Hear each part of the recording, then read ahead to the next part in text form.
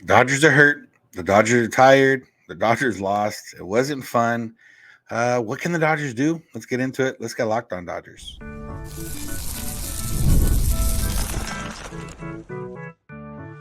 You are Locked On Dodgers, your daily Los Angeles Dodgers podcast. Part of the Locked On Podcast Network, your team every day.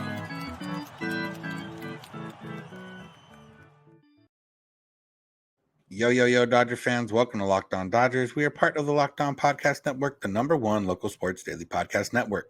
Locked On, your team every day. Today's episode of Locked On Dodgers brought to you by Booking.com. Booking.yeah. The right stay can make you a fan of any city, even your rivals. Check out Booking.com for your stay today. This is the daily podcast covering the Los Angeles Dodgers, bringing you the smart fans' perspective on our boys in blue. You can find us where you find podcasts and on YouTube. All you got to do is search for Locked On Dodgers. You can become an everydayer by listening or watching every day, which can be made easier by subscribing and be notified when our episodes are ready. And if you're not an everydayer, you can become a somewhat everydayer by just adding one extra episode to your week. We're talking Dodgers, so why wouldn't you want to listen every Monday through Friday? But if not, you can listen Monday through Wednesday or Wednesday through Friday or however you want to do it. So make sure to do that. If this is your first time listening, watching, welcome. My name is Vince Samperio, usually joined by Jeff Snyder, but today it's just me.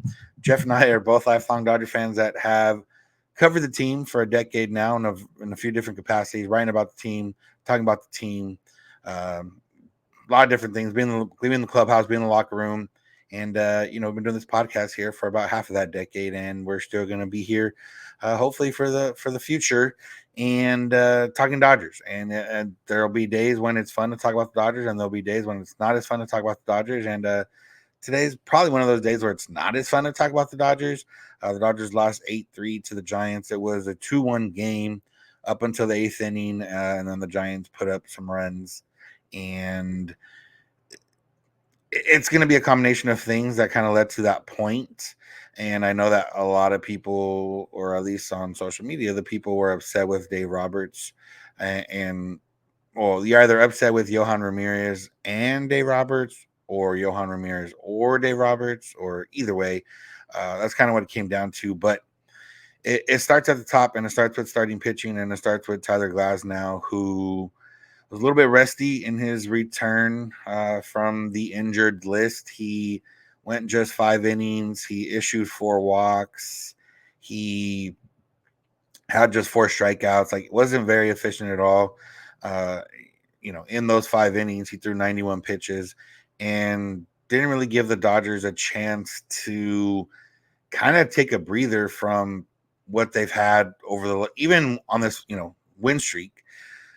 Since the All-Star break, they haven't really had any pitchers go that deep into games. River Ryan's the only one that's thrown into the 6th inning, and it kind of caught up to them. The Dodgers had Anthony Banda go 1.1 innings. They brought in Yohan Ramirez. They tried to get through a 2nd inning with Yohan Ramirez, and just didn't go that way. And there was people talking about in a 2-1 game why Roberts wasn't managing to win, but you have to realize that a lot of guys have thrown 3 of the last 4 of the last 6, or whatever it is. They've thrown a lot since the break ended.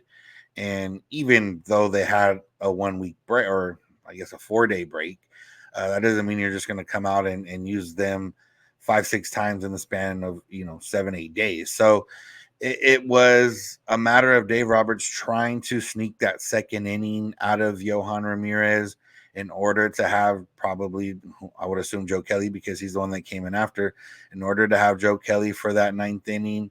And it just didn't work out that way. And, you could maybe quibble a little bit with how long they left Ramirez in once you realize that, hey, this guy's probably not going to get the outs we need.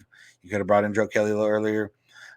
Joe Kelly wasn't very effective either. He gave up a few hits to give up a few more runs, even on top of the runners that were already on base when he came in. So it was just a combination of an entire week of games that had starting pitchers only go 5 innings and bullpen having to cover the other 4 innings. And at some point, you just can't keep running arms out there that are supposed to help you the rest of the way. It was also, I think, a matter of Yohan Ramirez might be his last game. Like the Dodgers need a spot for Kershaw on to come back on for today's game on Thursday, and it seems like, you know what, you're going to go out there and you're going to throw as much as you can and try to get us as many outs as you can, and hopefully they're effective outs. But as we saw, they weren't that effective. But we've talked about this a lot. I don't think Dave Roberts should manage to win at all costs on July 25th. If injuries are hard to predict, and we'll talk a little bit about that later, and maybe the Dodgers protection of arms isn't always working out for them, but you do need to, kind of think like, hey, if I've used, this guy 5 of the last 6 days, or 5 of the last 7 days, or 3 of the last 5 games, is it really worth one win in July? Not to knock the 1 seed, but I don't know if the Dodgers are trying as hard for the 1 seed at this point as to just maybe stay in the 2 seed and get into the playoffs, because the division is not getting any closer. The nobody's really pushing. The Padres, the D-backs, whoever else, the Giants, they're not pushing for that division. The Dodgers have almost a playoff spot already locked up. So you want to remain healthy going into it, and throwing Blake Trinan or throwing Alex Vesia or throwing Daniel Hudson for the 3rd or 4th time in the span of the last 5 days or so is just not worth it on July 25th. You try to sneak some outs, like I said, with Yohan Ramirez. It just didn't work out. So the other part is the Dodger offense. The Dodger offense, we know they're down Mookie. We know they're down Muncy. Even with Rojas, even Miguel Rojas down a little bit. The Dodgers signed Nick Ahmed, and he was in the starting lineup. And a guy who was not on a team the day before on Tuesday afternoon was starting on Wednesday night for the Dodgers at shortstop. So it's a tough go of it right now. It's a combination of the injuries. It's a combination of the fatigue in the bullpen just in general and over the last week. And it's a combination of guys not hitting. Like Shohei Ohtani didn't hit. Freddie Freeman didn't hit. Will Smith didn't hit. And if those guys aren't hitting, Freddie had 1 hit and 1 RBI. But if your Ohtani, Smith, Freeman, Teo have a combined 1 hit, you're probably not going to win a lot of games. And that's what it realistically comes down to, because you get down into Andy Pajes is struggling. His OPS is under 700 now. He can't be counted on. Miguel Vargas is in the midst of a really tough stretch. He can't be counted on right now. Chris Taylor, who's been better of late and unfortunately now hurt, even though he's been better of late, can't be counted on to be consistent. Kike, even though he's had a good last 4 or 5 games, can't be counted on. Nick Ahmed, never a guy known for his bat, can't be counted on. Gavin Lux is maybe a guy that you could count on a little bit to a certain extent right now, since he's swinging a hot bat, but also can't be counted on. And that's what it comes down to. Like, the Dodgers had bases loaded with no hits in the first inning and a run scored, and then didn't end up doing anything the rest of the game. Didn't get a hit until the 7th inning. Robbie Ray dominated them. Like, after the first inning, the Dodgers didn't dominate Robbie Ray. Robbie Ray just couldn't throw strikes. He hit a couple batters, walked a couple batters. And I do think if the Dodgers maybe would have just not swung the bat, they maybe could have squeaked out at least another run there. But unfortunately, it didn't work out that way. He was able to recover. He ended up going, 5 innings and striking out 8. Like, a guy who hadn't pitched since last March 2023, coming off Tommy John surgery. And realistically, he looked good. He was pumping, upper 90s or mid to upper 90s.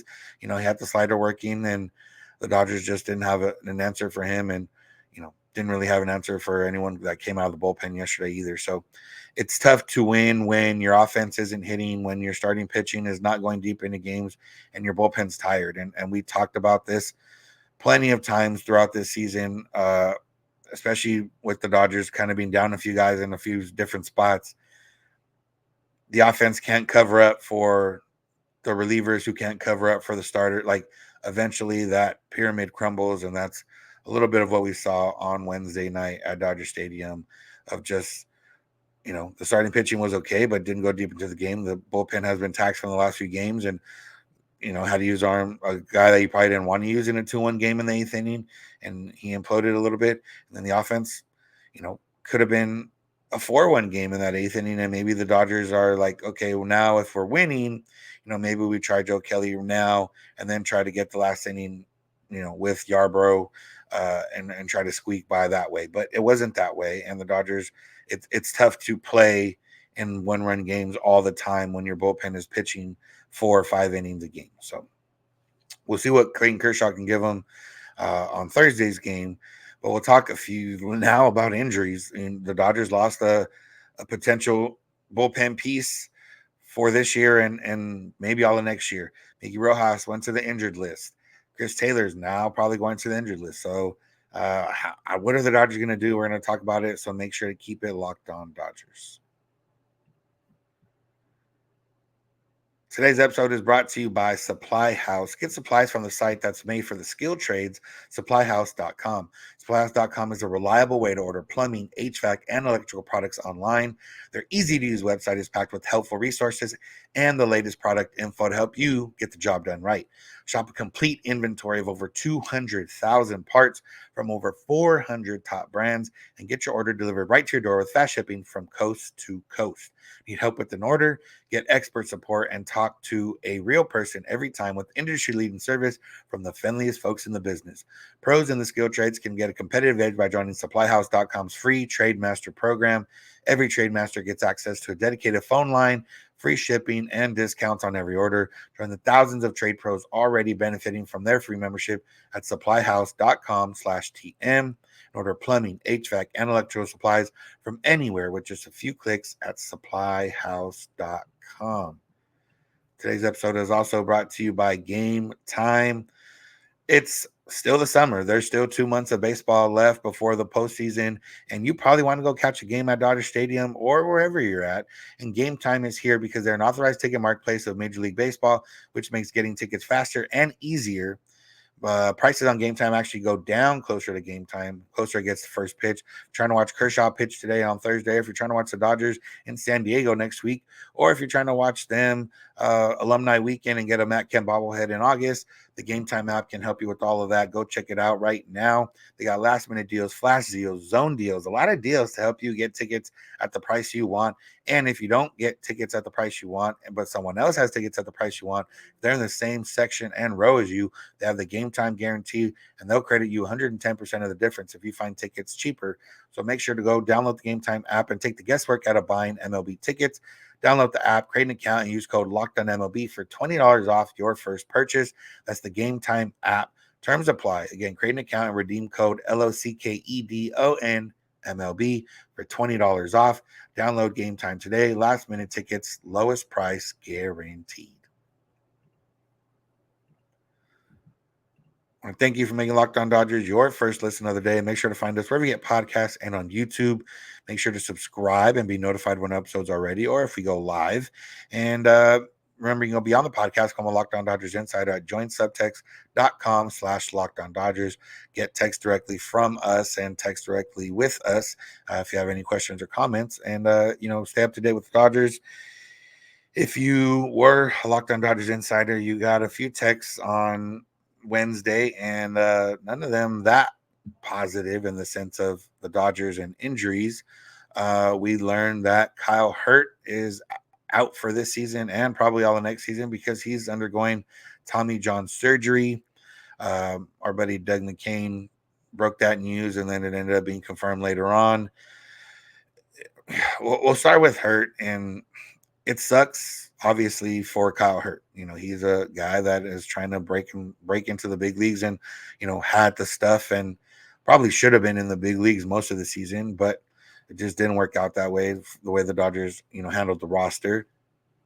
But now, you didn't really have what you wanted in 2024. You're not going to have anything but rehab in 2025. And, now you have to look ahead to 2026. And it's tough to think about it that way when you're a pitcher, especially when you're, young in your career, but not necessarily young. Like he's 26 right now. You look at 2026, he might not be, he'll be around 20 or late 27, 28. He'll be 28 probably the next time he pitches in the big leagues because he's born in May. Realistically, maybe he'll start in April of 2026, but he's going to be 28. And that's still, it depends on the mileage you have on your arm, obviously, more so than just actual age. But, some people also go down with age, even if you haven't thrown that many innings. So it sucks for the guy. It sucks for the Dodgers. There's a guy that I, from the beginning, said they should have just made him a bullpen piece. He should have, been done with starting pitching. Maybe if you want to stretch him out to a multi-inning reliever, okay, but he should have been reliever. I don't know. At this point, it's one of those where it probably wouldn't have saved him. He probably still would have needed surgery. There's thinkings that you only have so many bullets in the arm, and eventually you're gonna need Tommy John maybe, and or there's usage that people think is usage can kind of help out or whatever. But whatever it is, it didn't work out for Kyle Hurt, and it's been a tough year for young Dodgers starting pitching. And Sheehan, surgery. Nick Frasso before the season, surgery, out for the year. Kyle Hurt now out for next year. Tony Gonsolin and Dustin May, were maybe going to come back this year. Obviously, Gonsolin not so much, and probably not going to come back. Dustin May was maybe going to come back, but then he had a weird esophagus injury. So it's tough. I don't know if there's anything, I don't know if it's the type.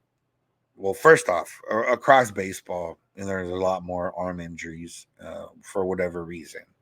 I don't have the studies or the knowledge to kind of say anything definitively, whether it's pitch clock, whether it's just a matter of guys going all out, from pitch one to till they're done pitching. Whatever it is, it's across baseball. It does seem to have hit the Dodgers in a weird way this year specifically. I don't know if it's anything the Dodgers are doing specifically. It might just be the type of arms they target, because like Gonsolin to May to Sheehan to Hurt and Frosso's shoulder, but still to Frosso, like none of them are really the same kind of pitcher. Like Dustin May's pure velocity and movement, and Sheehan was, velocity a little bit, but not so much. Gonsolin, not velocity based. Kyle Hurt had velocity, but also the pitches. And then, Frasso was kind of a combination. So I can't sit here and say like, oh, the Dodgers are doing something wrong, or they're not developing guys, or they need a training staff, or whatever the case is, because I don't see, other than being on the Dodgers, I don't know if there's a for sure link between all the guys that got hurt or have been getting hurt the last couple of years. But it just sucks. Moving on from hurt and into injuries on the actual team right now, Miguel Rojas placed on the injured list, called a flexor strain. Not going to have baseball activities for a few days, and then we'll kind of see. Not ideal. Obviously, the Dodgers don't have, well, they signed Nick Ahmed, as I mentioned earlier, but don't have a shortstop right now. The thought was hopefully they could have a shortstop or have something in place before Mookie Betts gets back, and maybe have Mookie play second base. But if Gavin Lux is going to hit and Rojas is going to be hurt, and the Dodgers don't trade for a middle infielder, Mookie Betts may have to go back to shortstop when he comes back. And, that's not a problem for him. I don't think it's a huge problem for the Dodgers, in their thinking. But for the fans, it might be something that they didn't really want to see. But hey, that's how it goes. The other domino of that is Chris Taylor got the first hit of the game on Wednesday and then pulled up lame heading into second base. Came out of the game right away. And after the game, Dave Roberts said it was a groin issue. And, for Roberts to, kind of say, oh, it's day to day, or we'll see, or we'll monitor. He was a little bit worried about Chris Taylor. And, they say he's going to go on the injured list. James Outman is going to get recalled. And not good. Again, for a few reasons. Chris Taylor is one of the only guys that is kind of hitting on the team right now. So not good for that reason. He had made some good plays over there at third base, and he's a guy that can play multiple positions. A potential guy that could have been, more of your center fielder if the Dodgers do get a corner outfielder and don't trust Page's offense and or defense. Um, so it's tough to see that, especially with the groin. It's going to be a few weeks at the very least if it's pulled or depending what grade it is, or even if they're already put on the injured list and already concerned about it. I gotta imagine it's going to be at least a few weeks before he returns. And I don't think any of this changes the Dodgers' philosophy at the deadline. I do think, regardless of if Rojas and Taylor were healthy, the Dodgers were still going to have to go find at least one bat to put into this lineup. Maybe it adds to their philosophy a little bit of let's try to find a lower level guy that can play middle infield. Maybe not an everyday starter type, or maybe a guy that's struggling a little bit, a buy low candidate. Nick Ahmed. Actually, Nick Ahmed wasn't terrible with the Giants this year.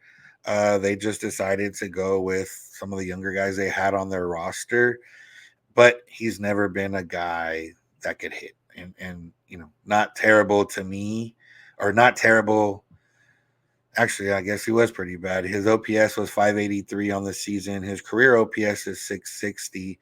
But if you compare it to last year, his OPS was 560, and this year was 583. But yeah, he's not good at hitting, and he's not going to solve problems on the offensive side. He's going to solve problems on the defensive side, or they don't really have problems, but he's going to be defensively. Let's see. Nick Ahmed, he has a 730 OPS against lefties. So at the very least, he's more competent against lefties. Again, you would hope it's a stopgap solution, but realistically, Nick Ahmed might be the Dodgers shortstop until Mookie Betts comes back, assuming Miguel Rojas' injury is going to take longer than the 10-day IL. So it's tough for the Dodgers. And, I put that they're injured. They're fatigued. The bullpen, it's been a rough go. Even with winning 5 out of the break, it wasn't a sustainable way of winning. And, hopefully some of these pitchers, Glasnow shook off the rust. Kershaw can come out firing on Thursday and maybe give them 6 innings. Gavin Stone and can get back into the length. River Ryan, his next time out, can give them the same length. And then reinforcements come on the Tuesday deadline. So we can only hope. But it's not pretty to watch the Dodgers right now, even with their winnings. It hasn't been that pretty to watch the Dodgers for a few weeks, maybe a couple months now. And we've talked about that before. But it's at this point, all we can do is wait for the deadline, wait for guys to come back, and hope that people come back healthy and nobody else gets hurt, which is obviously going to be a tough task, but we shall see. Kershaw is coming back. What can we expect from him? What can we look out for him? And what else can we think about this Thursday game for the Dodgers? Make sure to keep it locked on Dodgers. Today's episode of Locked On Dodgers is brought to you by Booking.com. Booking.yeah. With summer travel heating up, especially travel to watch the Dodgers, it's time to explore those U.S. cities you've always wanted to check out, and check out maybe some of the Dodger rival cities. They play in San Diego next week. They play in Arizona at the end of the month in August. Those are division rivals, not necessarily the Dodgers rivals. They don't play in San Francisco the rest of the year, so you can't go to the real rival city, but you can check them out in a few different places. They go to Houston this weekend, San Diego. They travel to Milwaukee. They travel to St. Louis. There's still a few places you can check them out, and Booking.com can help you out because they can find you hotels that look over stadiums or family-friendly resorts. Booking.com has so many choices across the U.S. for your summer travel this MLB season. So even though summer is wrapping up a little bit in terms of kids going back to school, summer doesn't have to wrap up for you. You can go to Booking.com and check out all the ways you can travel to watch the Dodgers or just get some vacation this summer. The right stay can make you a fan of any U.S. city, even your rivals. Book today on Booking.com, on the site, or in the Booking.com app. Today's episode is also brought to you by Prize Picks. Prize Picks is the number one daily fantasy sports app with over 5 million active members. Get in on the daily action with your friends and become a part of the Prize Picks community today. Prize Picks is available in more than 30 states across the country, including Georgia, Texas, and California. And right now, you can win up to 100 times your money on Prize Picks with as little as 4 correct picks. You can turn $10 into $1,000. And if you're going to be watching Team USA rack up the gold this summer, why not try to rack up yourself with Prize Picks? Because you can win up to 100 times your cash with the summer games on Prize Picks. You can make Prize Pick lineups of players with basketball, soccer, tennis, golf, and more in as little as 60 seconds, as well as baseball. Why not? Even though it's not in these summer games, just pick more or less on 2 to 6 players, stat projections, and you're locked in. If you're looking for promotions, Prize Picks has got you covered every week, from lowering player stat projections on Tuesdays to losing lineup, get your money back on Fridays. Prize Picks is here to help you out all summer long. So download the Prize Picks app today and use code LOCKEDONMLB for a first deposit match up to $100. That's code LOCKEDONMLB for Prize Picks for a first deposit match up to $100. Prize Picks, pick more, pick less. It's that easy.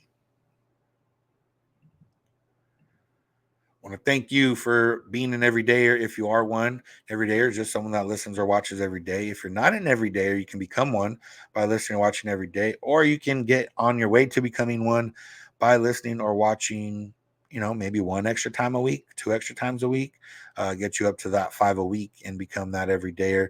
If you're on YouTube and you need a fix beyond Locked On Dodgers, you can find Locked On Sports Today or Locked On Sports Los Angeles, 2 24/7 streaming channels from the Locked On Podcast Network, brought to you on YouTube. The Locked On Dodgers postcast is available on the Locked On Sports Los Angeles YouTube channel live after most Dodger games with host Pete Fox. You can also find him on our audio feed. So if you want the biggest news and stories from the sports world and the LA sports world, check out Locked On Sports Today and Locked On Sports Los Angeles, running all day and night on YouTube. All right. Clayton Kershaw is set to make his 2024 season debut on Thursday. I don't know if Kershaw likes day games or not. It seems that he pitches in a lot of day games, but if I was coming back from injury, I would have requested to not have the Thursday day game in Los Angeles during a little bit of a heat wave. But maybe Clayton Kershaw likes it, so it's. I wouldn't say there's mixed feelings around Kershaw returning. I would say there's mostly positive feelings, and there's some people that project different things onto Kershaw for a regular season start. But either way, you should be excited to see Clayton Kershaw back on the mound, and hopefully he leaves us feeling like we should have been excited. The thing about Kershaw is, up to this point, we've seen him struggle in individual games here and there, and maybe in October if you want to go that way.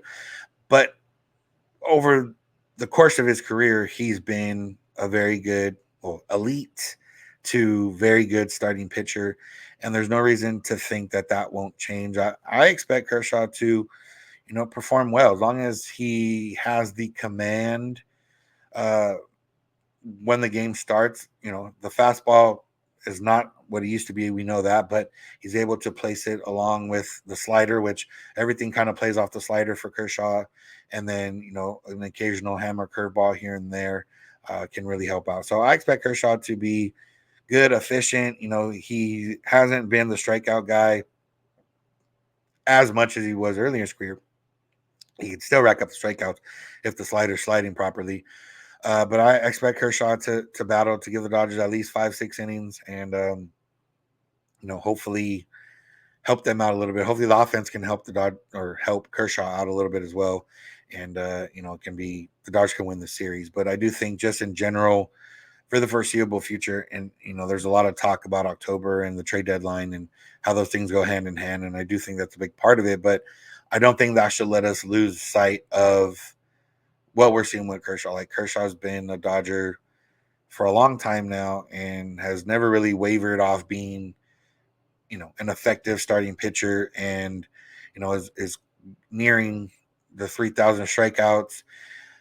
And we don't know how many more Kershaw starts we're going to get. Like, realistically, he could make a start, not feel great, and then not pitch the rest of the season.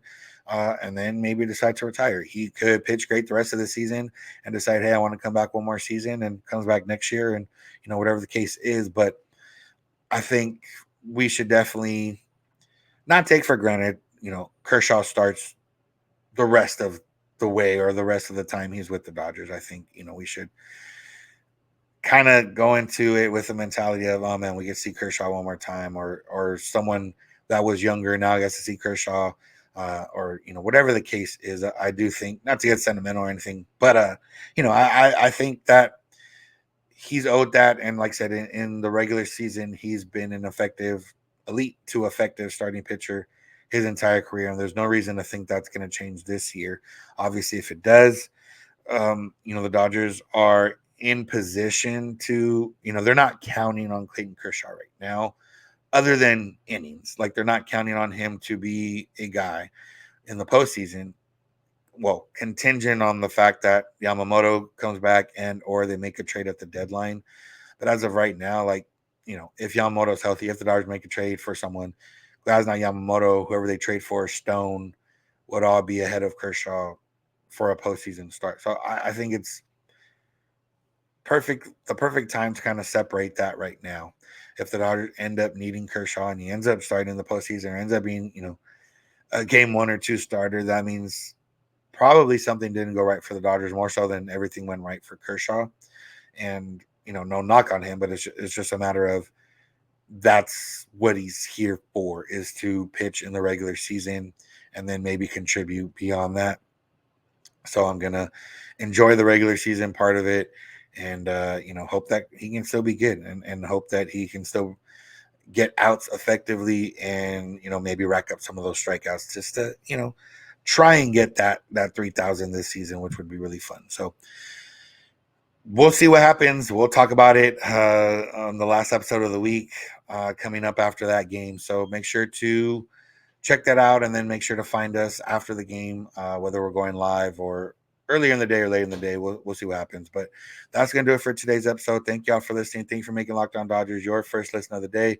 Make sure to become an everydayer by listening and watching every day. If you're not an everydayer, add one episode to your week, and we appreciate that. You can tell your friends, family, coworkers, anybody who's a Dodger fan in your life, that there's a podcast for them every Monday through Friday for about 30 minutes, where they can hopefully become a better informed Dodger fan. So make sure to do that. Subscribe. Check out Locked On Sports Today and Locked On Sports Los Angeles, 2 24/7 streaming channels on YouTube from the Locked On Podcast Network. Locked On Dodgers Postcast with host Pete Fox is available after most Dodger games, live on the Locked On Sports Los Angeles YouTube channel. You'll be on the podcast, become a Locked On Dodgers insider by going to joinsubtext.com/Locked On Dodgers. Get text updates directly to your phone from us with any breaking news, rumors, thoughts. You can also text us back and ask any questions or comments. You can also find us on social media, Twitter, Instagram, and TikTok at Locked On Dodgers. Jeff's on Twitter at Snydog. I'm at Vincent91. You can DM us with any questions or comments. You can also send us an email, lockedondodgers@gmail.com, or leave us a voicemail, send us a text at 323-863-5625. We're here every weekday morning, and we hope you'll be here with us. When you get in your car, if you're at home, take your smart device, play a podcast, Locked On Dodgers, and remember, you don't have to agree. You just have to listen. Have a good one.